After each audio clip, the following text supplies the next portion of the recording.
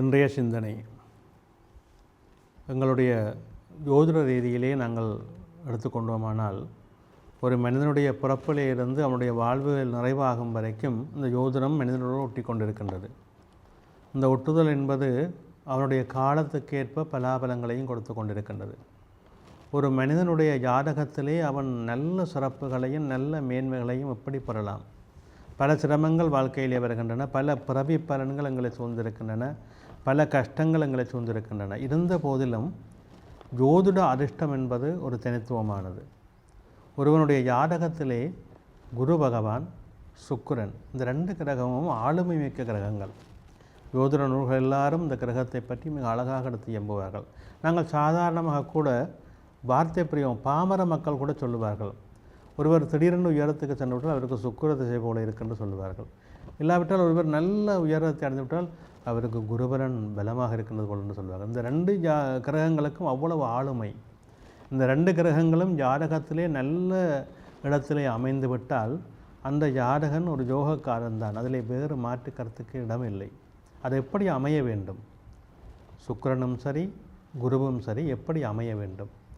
குரு பகவான் வந்து அவருடைய பார்வை நல்ல ஸ்தானங்களை பார்க்கக்கூடிய இடங்களில் அமைய வேண்டும். தொழில்ஸ்தானத்தை, குடும்பஸ்தானத்தை, பாக்கியஸ்தானத்தை பார்வை கொள்கின்ற அமைப்புகள் வேண்டும். அதே போல் குரு பகவான் ஜாதகத்திலே அமைகின்ற இடங்கள் 5ஆம் 9ஆம் 11ஆம் இடங்கள் மிக மிக மேன்மையான இடங்கள்.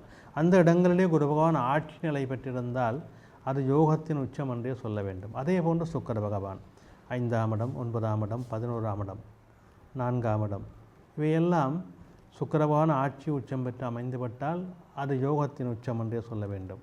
இந்த ஆளுமை மிக்க ரெண்டு கிரகங்களும் ஜாதகத்திலே சிறப்பாக அமைந்துவிட்டால் ஜாதகர் மிக வெற்றியை பெற்றுவிடுவார். ஒருவருடைய ஜாதகம் மிக அதிர்ஷ்டத்தையும் வெற்றியையும் பெறுவதற்கு இந்த ரெண்டு கிரகங்கள் மிக மூல காரணமாக அமைகின்றன, குருவும் சுக்கிரனும். இவை ரெண்டு கிரகங்களும் ஜாதகத்திலே பலமிழந்து மரபு ஸ்தானங்களை போய்விட்டால் அந்த ஜாதகர் நிச்சயம் போராட்டத்தோடு தான் வாழ்வார். அவருக்கு உயர்வுகளை எட்டி பிடிப்பது என்பது மிகப்பெரிய சிரமமாக இருக்கும். எனவே ஜாதக அமைப்பிலே இந்த ரெண்டு கிரகங்களுக்கும் ஒரு தனித்துவம் உண்டு, ஒரு சிறப்பு உண்டு. இயல்பாகவே எடுத்து பார்த்தோம்னால் அந்த சிறப்பின் இயல்பூடாக அவர்களுடைய வாழ்க்கை மேன்மையை நன்மையை சிறப்பாக கொடுக்கின்றது. எனவே ஜாதக அமைப்பிலே குரு சுக்கிரன் இந்த ரெண்டுக்கும் தனித்துவமான ஒரு சிறப்பும் மேன்மையும் உண்டு என்பதை நாங்கள் தெரிந்து கொள்வோம்.